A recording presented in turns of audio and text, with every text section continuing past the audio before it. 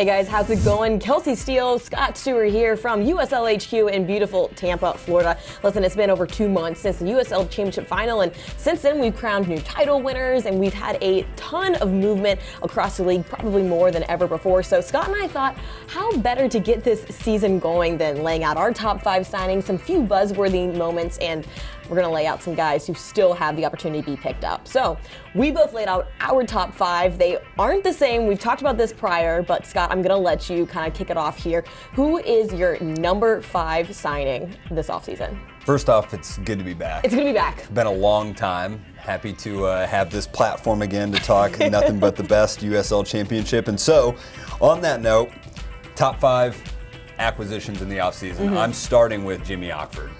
Jimmy Ockford to Louisville. He's a player who made the move from San Jose to Nashville last year, made an incredible impact, scored against Louisville in that October game as we were making our playoff prediction bracket, which seems like 3 calendar years ago, not alone just 2 months. But Ockford is somebody who you would think is going to replace Paco Craig, a player we may or may not talk about later on, but he could end up being part of that backbone of Louisville's defense.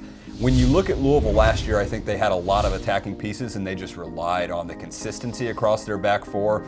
I think bringing in Ockford, whether they sign another defender or not, is just a sign that Louisville wants to make sure that they take care of the back just as much as they take care of the front. We've already seen them bring in Ben Lund back on loan and the goalkeeper position. They've got Chris Hubbard back, but I think Ockford is a statement of intent for them. So looking forward to seeing how he impacts that club. I think what's interesting about Jimmy too is it's a Louisville guy. This is somebody who finished his collegiate career at the University of Louisville, and on top of all of that was the AAC Defender of the Year. Yeah, so he's decent. He's all right. decent, a nice acquisition for them. So I'm looking forward to see how that's going to play out for Louisville in that back line, especially if Paco Craig doesn't make that return.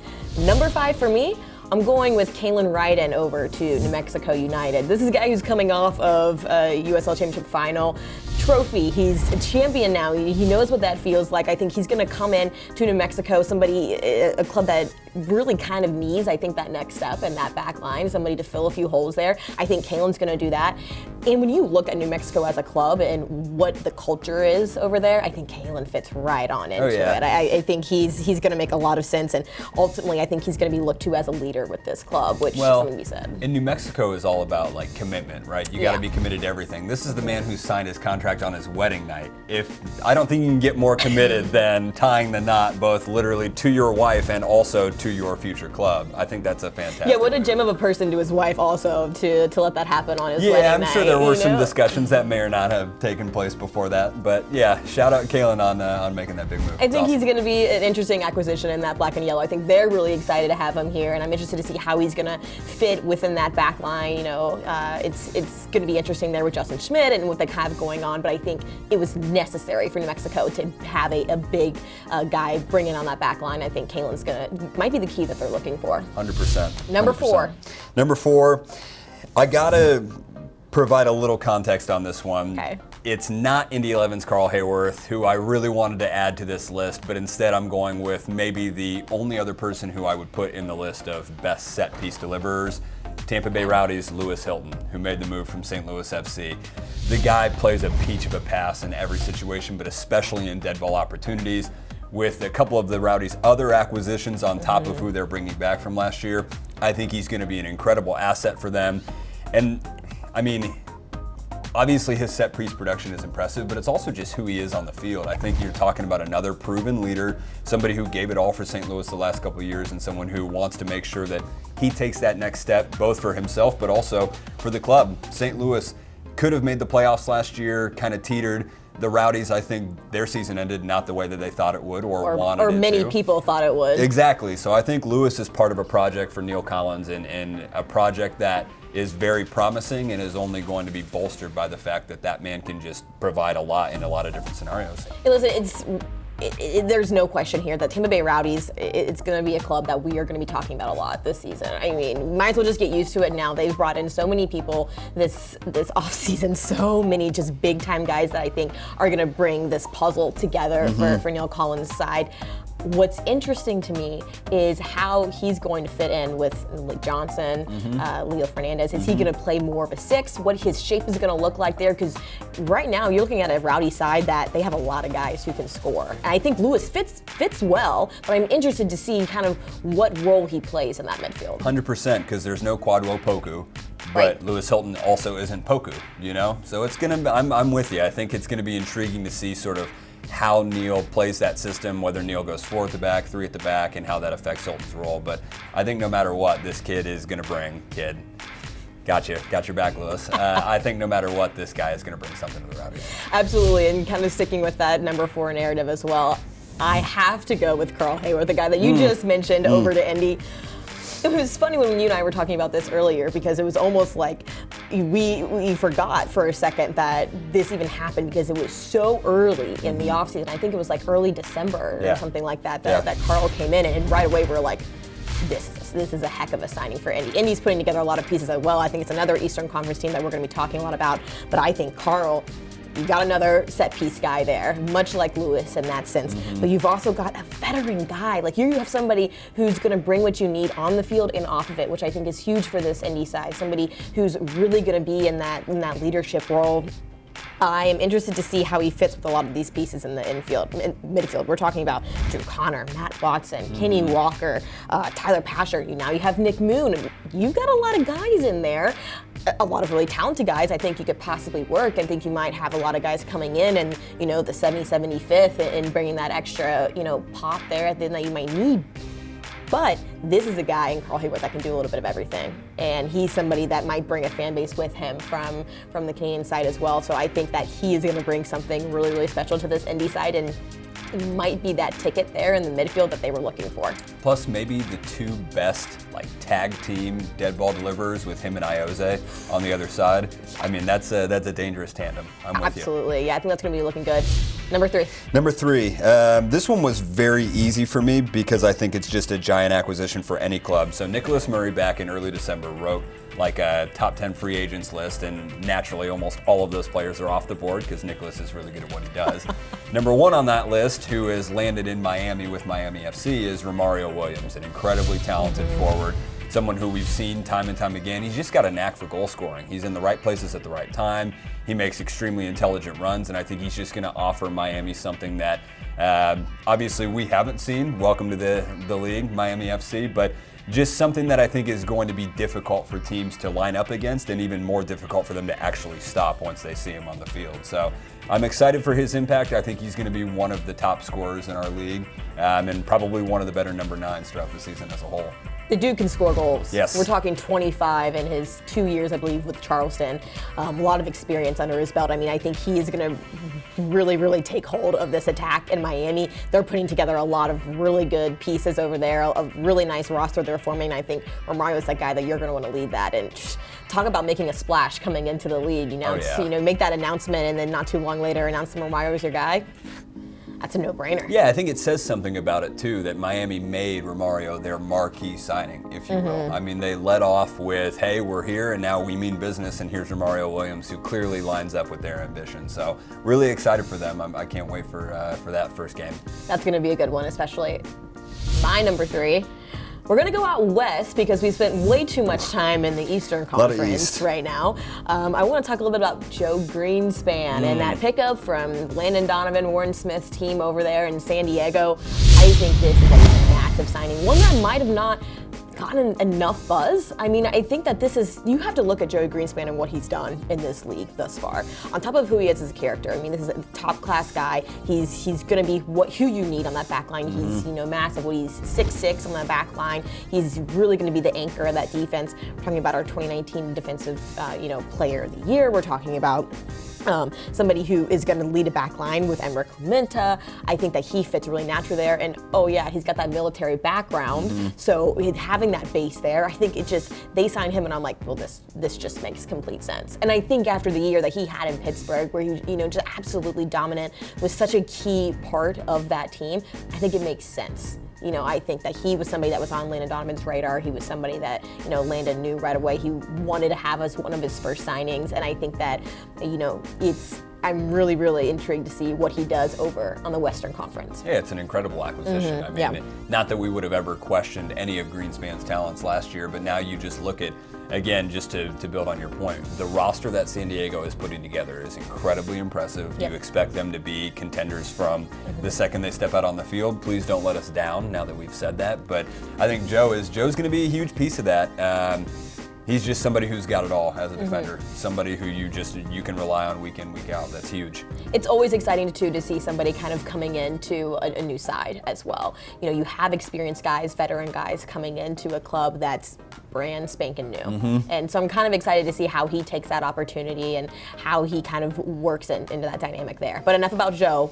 We're down to our final two. Yeah, we're staying in the West. Yeah, all right. SANTI MOAR, you just had to go and blow the offseason up. One of the best players in the league last year. I think the only thing that you could say about MOAR is consistency, just in terms of production. I would never say that he wasn't there and wasn't a threat every single week, but he had lulls, right? He had times where he just maybe wasn't providing or wasn't, getting on the score sheet as often as he would have liked. Going to Phoenix is a massive move for both parties. I mean, Phoenix, they know what they're getting. They watched this guy dazzle all last year. I mean, he's got a certain sizzle about him that not many attackers in the league have. He can play as an 8, he can play as a 10, he can play as a forward. With Solomon Asante and losing Adam John to Atlanta United, which is an incredible deal for both parties there as well. I think they're going to rely heavily on Santi, and this is a massive opportunity for him to show that he's playing for last year's best team in the regular season at the very least, and maybe best team overall, but also just a dude he's hungry. He just wants to make an impact, and that offensive firepower, even though they lost John, you're not taking a step back.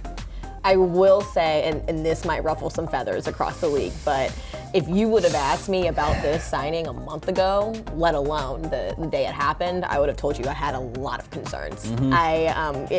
When you and I were putting our list together, I didn't even have him in mind because in my head, so much has changed in the last month with that Phoenix side that I'm coming around to it now. I think it makes sense. But you have to understand that you're signing a guy like Santi, who is one of the most prolific attackers in our league. You have him with the ball at his feet, good luck, I think he's going to bring something really special over to Phoenix, but he was coming into a Phoenix side that had, Adam John, Joey Calistri, Junior Fleming, Solomon Asante, Kevon Lambert, Joe Pagero. I mean, you had a lot of names, a lot of big names, a lot of really talented guys that, to be honest with you, I didn't know how he was going to fit.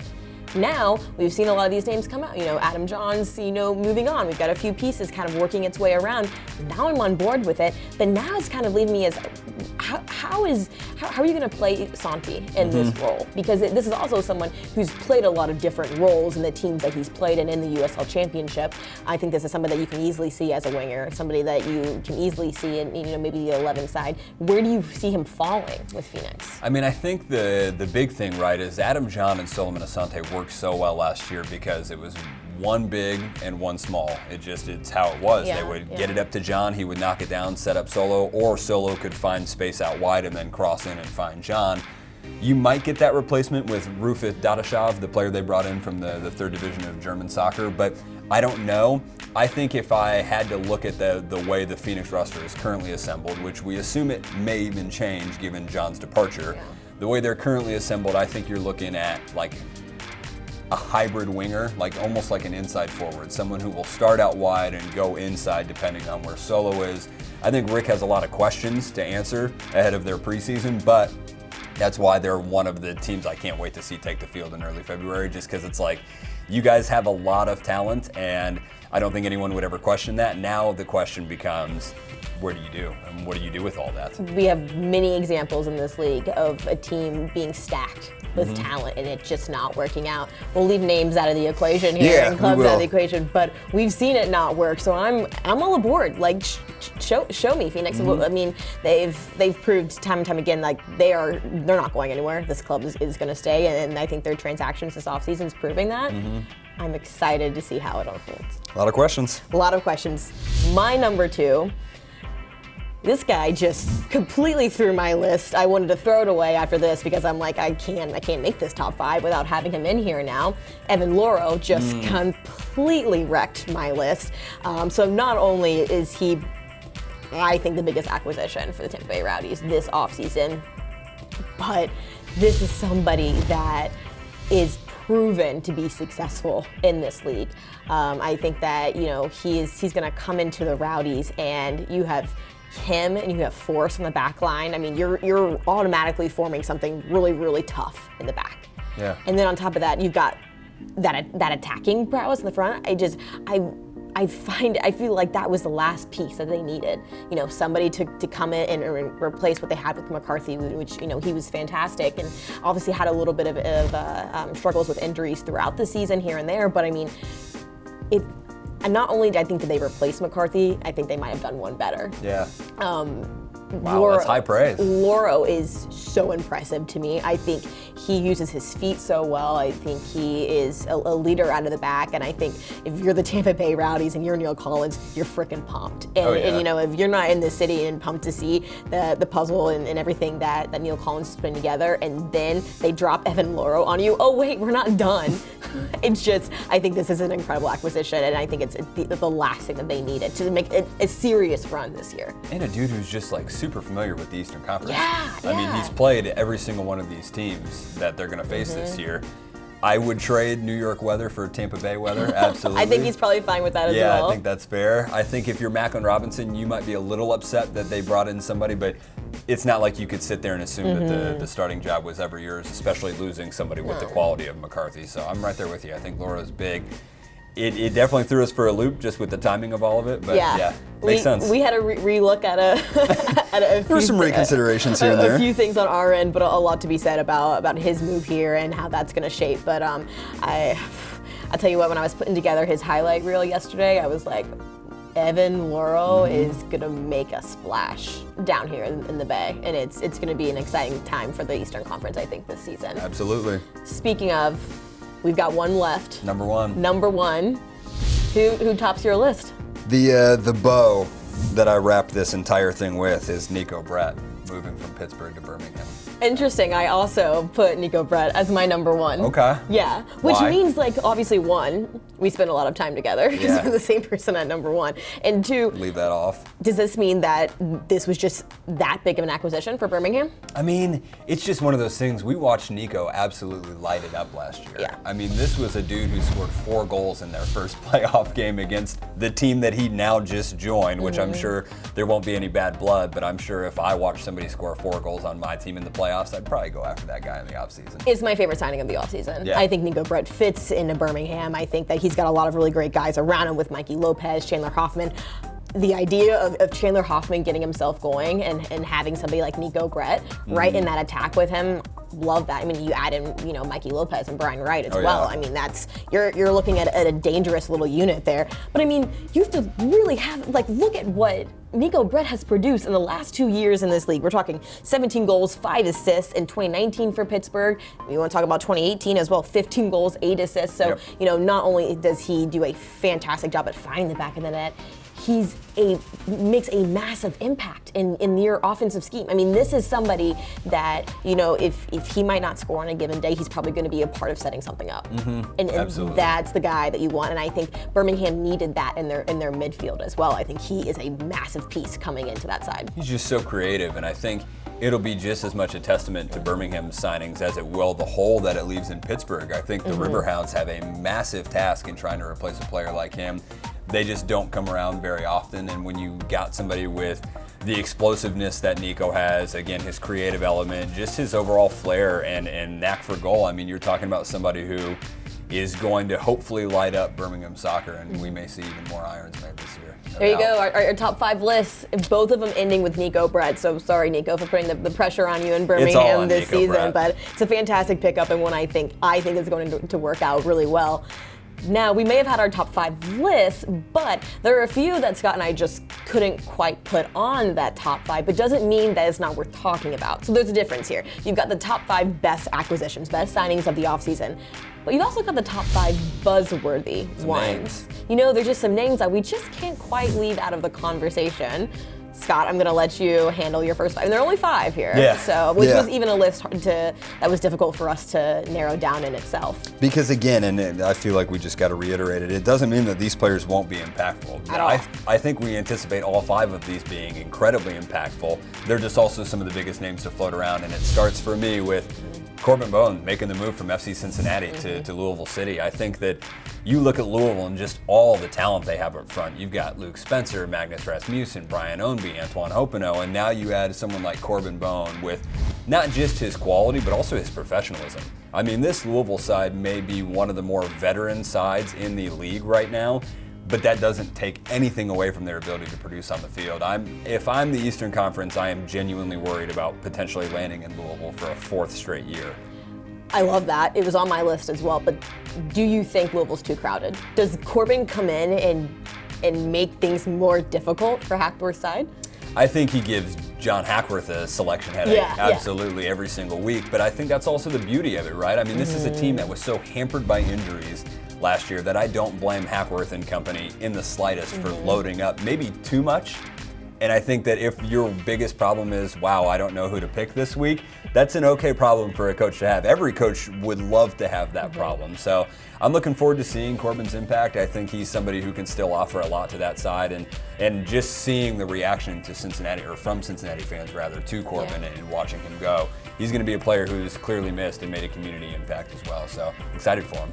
Speaking of community impact, we have a fellow former FC Cincinnati player that's coming in at number 4 on our list, and it's going to be Forrest Lasso over at the Tampa Bay Rowdies. I think obviously we can go accolade, 3-time first team all-league selection, 2018 Defender of the Year. I mean, this is somebody obviously who has made a name for himself in this league, but I think last year especially was really interesting with Forrest, having that time with FC Cincinnati, and then you come over and you go on loan to Nashville, and I believe it was 11 or so games, maybe 14 games that he played in 2019, and still had a first team selection in the league. I think that really speaks for itself. It shows the kind of impact, because we're not making that selection. You and I had nothing to say about that.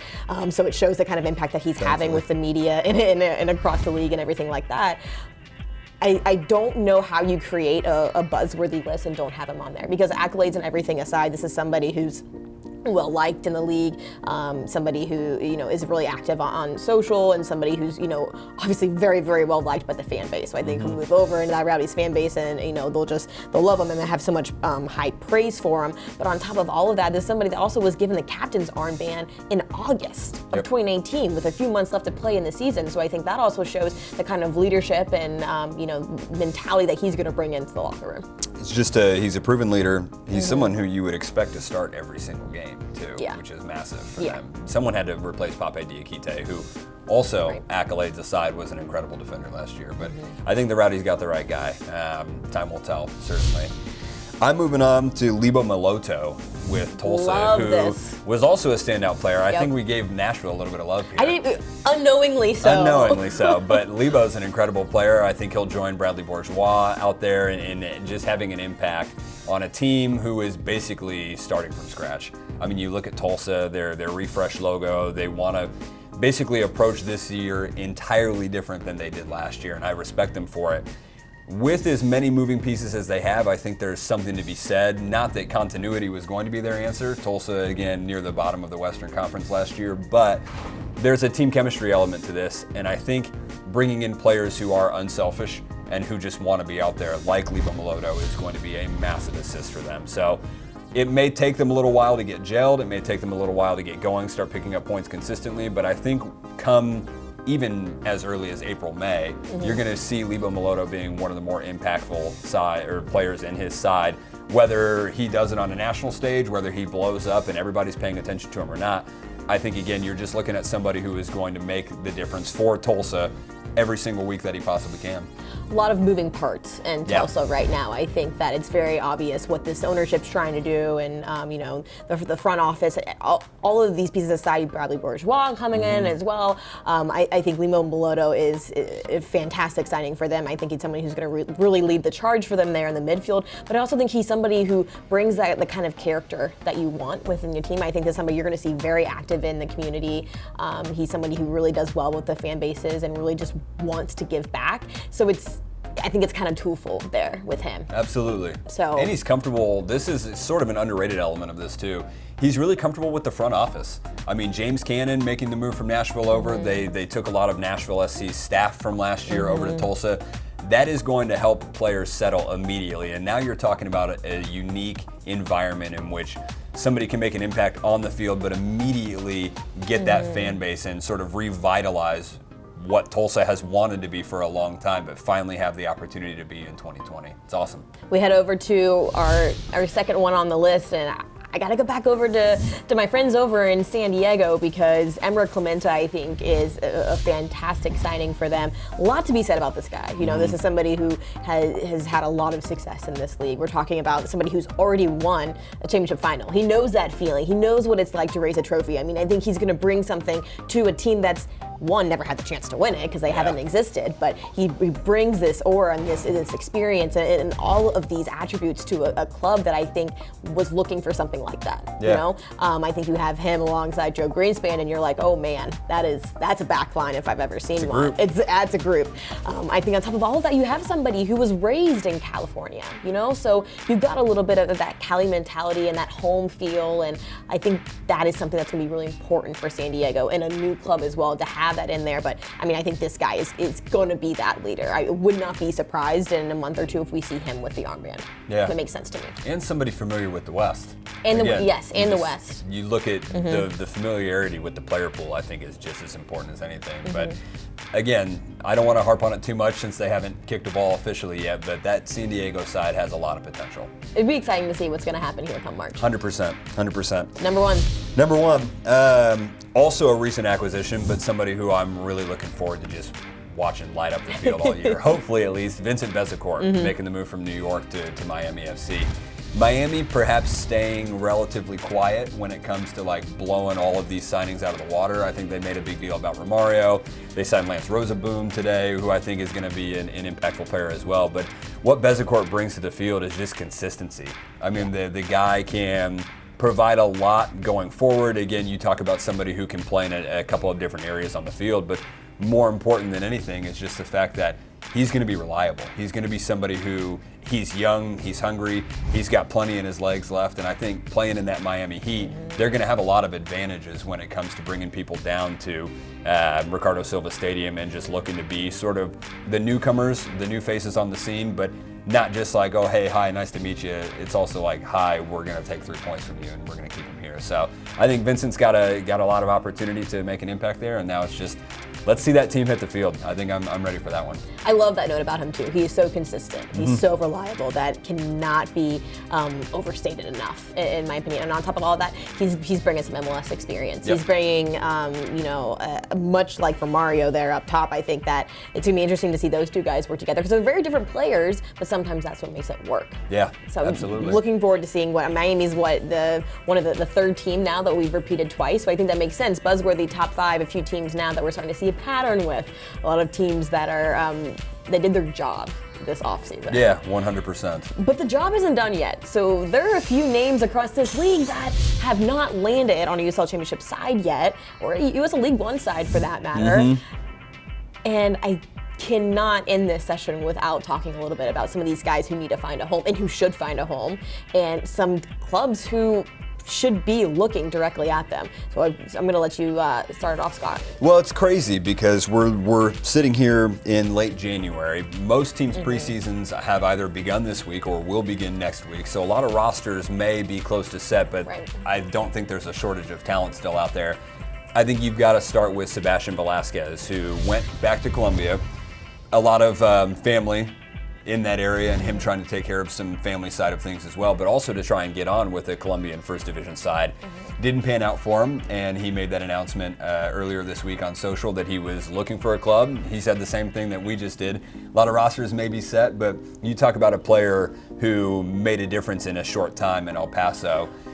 I won't even begin to touch on the community impact, or else we'll be here for another half hour, hour at most. But he's just a guy who can create, he can score, he's an Energizer bunny, and again, he's just somebody who you can tell how much he loves this game and how much he just wants to be there for the team, be there for the fans.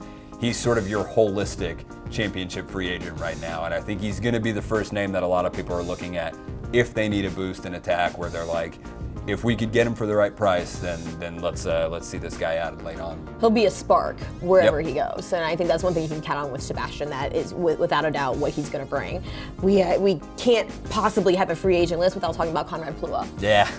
Conrad, where are you going? Because we've been wanting to know this since day one of this offseason. We're talking about the 2019 USL Championship Final MVP.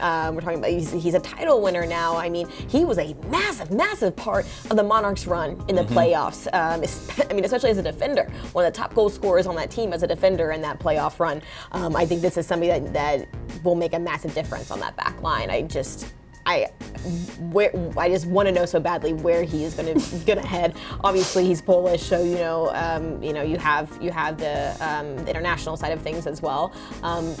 But I'm just so curious where Conrad Plua is going to go, because the dude deserves a good spot. No, and his professionalism just it blows you out of the water. Yeah. I mean, just listening to him sit down and boost a Monarch side that didn't need to answer any more questions once they had won the 2019 final, and yet he sat down there and made sure in the press conference that everybody knew that Monarchs team deserved to be there. Every single one of those players, whether they were on an MLS contract, on a USL contract, whatever it is, he made no excuses. He said that we competed the hardest, and obviously they proved it. That is a competitor right there. That is somebody who is always going to add value to your team, and I'm like you. I'm just waiting to see if he ends up somewhere. Hopefully in our league, but also hopefully for him, it's an opportunity to go anywhere and continue this incredible journey. Yeah, definitely. We'll move on. Paco Craig, a little bit near and dear as we wait to see what happens with him. And Louisville had this happen last year. I'm not implying that it would be Louisville this year at all, but Paco is somebody who, he's so ambitious and he's so talented, and I think that, seeing him work as hard as he has the last couple of years, the guy deserves a shot anywhere. It did not pan out for him last year, making a move overseas, playing in whatever division of England that he was, sought after. I think you could be looking at a similar situation this year, but the signing of Jimmy Ockford makes me think that John Hackworth may have his roster set for this year. Close that door. It could be, I think it may be cracked a little bit just in case there's some potential there. But Paco's just somebody who, you talk about somebody with accolades. The same thing. He was an all first league team defender in 2018. He's led Louisville to 3 straight championship final appearances at this point. The guy's just got a lot in his arsenal. And I think that if there's any team out there who's looking to bolster the back line, that Paco Craig would be an easy yes. It's just about whether or not the player wants it, and I think only Paco can speak for himself on that one. But I'm rooting for that guy wherever he's at to get an opportunity. Paco's one of the best guys to work with in the league, especially from our point of view, and I think he's one of your favorite guys to have in the locker room as well. Just an all-around great guy and great player. So, I mean, selfishly, I hope he ends up around here, but if not, I think it'll be fun to watch where Paco goes. Absolutely. I'm gonna go throw a wrench in our list here and throw you a little bit of a curveball, because I am dying to find out where Juan Pablo Caffa lands. Wow, that's a great shout. I tell you what, this is somebody who has just been fantastic for so many years in this league, and I think when you look at what he did with that Fresno side, and you're talking about set pieces with Lewis Hilton and Carl Hayworth, this is somebody who holds his own on the set piece game. He's just such a glue. He's such a veteran guy. He's somebody who could really lead a team, and I would hate to not see him land on a championship side. Again, and it's somebody who just has that perfect mix of he's a great guy and he's a great player. Fantastic. Interesting. I would not have thought of that one. Did you literally just think of that? It just came to me. Unbelievable. All right, I'm gonna keep the train going. Somebody who, maybe a little bit of the hometown hero for me, Cameron Lindley, who's from my hometown in Indiana. He was a contributor for Memphis last year. He's somebody who was on loan from Orlando City SC to Memphis 901 FC last year. He wore the captain's band for their first ever Open Cup game, and I was like, clearly Tim Mulqueen sees something in Cam Lindley and his ability. Currently out of contract though. Cam, I think 7 assists last year, a couple goals, an incredible free kick goal, one of the goals of the season for me. But somebody who I think could still be impactful. I think he is out of contract with Orlando City SC. I'm not sure whether there have been negotiations with Memphis or any other side, but I think Cam is a player who whether you're able to give him 90 minutes every single week or not, I think he's somebody who can hold it down for you. I think you're looking at it somebody with great passing range. You're looking at somebody who can cover a lot of distance on the field. I think he's just an asset who, if he's there and if it makes sense, it's one of those. It's got to be at the right place in the right time. But I think you could say that for a lot of guys that are still available out there. So it's the name of the game. It's the name of the game. I think it's just Lindley is somebody who I would not like to see not have a club this year because I think he can make an impact. But even if he was down at USL League One, I think you're talking about someone who would run a game for a lot of teams. I love that shout, and I think obviously that's somebody who's going to land. It's just a matter of where. Yeah. And obviously there's plenty of really notable players across the league that didn't make our list. And, you know, that's subjective here. So we're still searching Twitter every single day for all of you. So don't think that you're too far from our hearts. Subtle Twitter plug. Subtle Twitter plug, per usual. Listen, it's been super busy this offseason, and now we're looking at just over a month until we're fully back up and running. I think we're ready. Scott and I were just saying that we're starting to get a little bored. So team meetings are happening. You know, we're finally seeing the guys, you know, hit the green again. I mean, it's in the air. Got that itch again. We got that itch. We're ready. If you guys disagree, please let us know who would be on your top 5. Who do we miss? Who's worth talking about? We love to have that conversation with you. So for Scott Stewart, Kelsi Steele from USL HQ, we'll see you guys here very soon.